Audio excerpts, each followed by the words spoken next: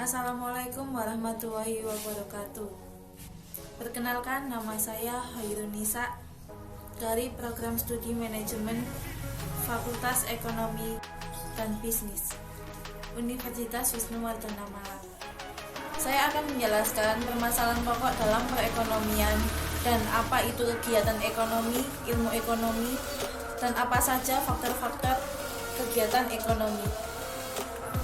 Apa sih yang dimaksud kegiatan ekonomi?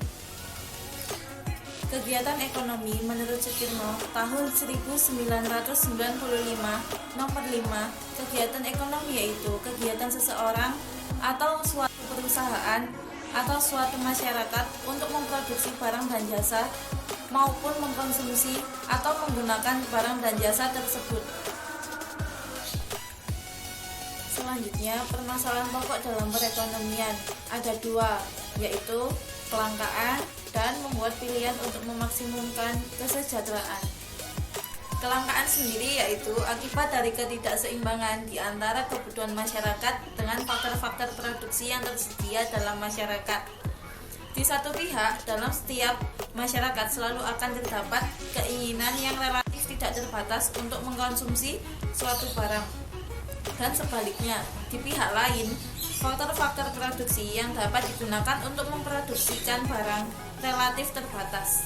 Menurut Sukirno tahun 1995 nomor 5. Menurut Sukirno tahun 1995 nomor 6, faktor produksi adalah benda yang disediakan oleh alam atau diciptakan oleh manusia yang dapat digunakan untuk memproduksi barang dan jasa.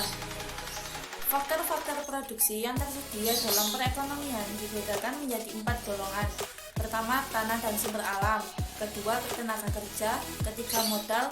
Keempat, keahlian. Tanah dan sumber alam yaitu faktor produksi yang disediakan oleh alam yang meliputi tanah, hasil tambang, hasil hutan, dan sumber alam yang dijadikan modal seperti air yang dibendung untuk irigasi atau pembangkit listrik. Kedua, tenaga kerja. Tenaga kerja dibedakan menjadi 3 golongan. Pertama, tenaga kerja kasar. Kedua, tenaga kerja terampil. Ketiga, tenaga kerja terdidik. Tenaga kerja kasar yaitu tenaga kerja yang tidak memiliki pendidikan atau berpendidikan rendah dan tidak memiliki keahlian dalam suatu bidang pekerjaan tertentu.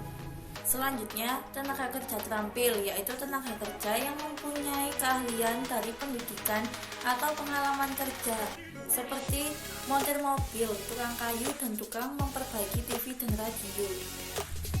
Terakhir, tenaga kerja terdidik yaitu tenaga kerja yang mempunyai pendidikan yang tinggi dan ahli dalam bidang-bidang tertentu seperti dokter, akuntan, ahli ekonomi, dan insinyur. Ketiga, modal. Modal yaitu faktor produksi yang meliputi benda yang diciptakan oleh manusia dan digunakan untuk memproduksi barang-barang dan jasa-jasa yang mereka butuhkan. Selanjutnya, keahlian yaitu kemampuan pengusaha untuk mendirikan dan mengembangkan berbagai kegiatan usaha. Menurut Sukirno tahun 1995 nomor 9, ilmu ekonomi adalah suatu bidang ilmu yang sangat luas liputannya. Dan menurut Samuelson dalam Sukirno tahun 1995 nomor 10, ilmu ekonomi adalah studi mengenai individu-individu dan masyarakat membuat pilihan dengan sumber daya yang terbatas. Bentuk analisis. Menurut Sukirno tahun 1995 nomor 10, bentuk analisis ada 3. 1. Ekonomi deskriptif. 2. Teori ekonomi. 3. Ekonomi terapan. Ekonomi deskriptif yaitu analisis ekonomi yang menggambarkan keadaan yang sebenarnya wujud dalam perekonomian. Teori ekonomi yaitu pandangan yang menggambarkan sifat hubungan yang wujud dalam kegiatan ekonomi dan ramalan tentang peristiwa yang terjadi apabila suatu keadaan yang mempengaruhinya mengalami perubahan. Ekonomi terapan yaitu cabang ilmu ekonomi yang menelaah tentang kebijakan yang perlu dilaksanakan untuk mengatasi permasalahan tersebut. Selanjutnya, alat analisis dalam ilmu ekonomi ada 2. Pertama, grafik. Kedua, kurva. Ada dua peran penting ilmu statistik dalam analisis ekonomi. Pertama, menyediakan berbagai jenis angka indeks untuk menunjukkan kecenderungan perkembangan variabel-variabel ekonomi tertentu dari waktu ke waktu. Kedua, menguji atau menyelidiki kebenaran pandangan dikemukakan teori-teori ekonomi. Berikutnya, peran ahli-ahli ekonomi dalam kebijakan ekonomi yaitu tindakan merumuskan kebijakan ekonomi, di mana ada dua. Pertama, menentukan tujuan-tujuan yang ingin dicapai.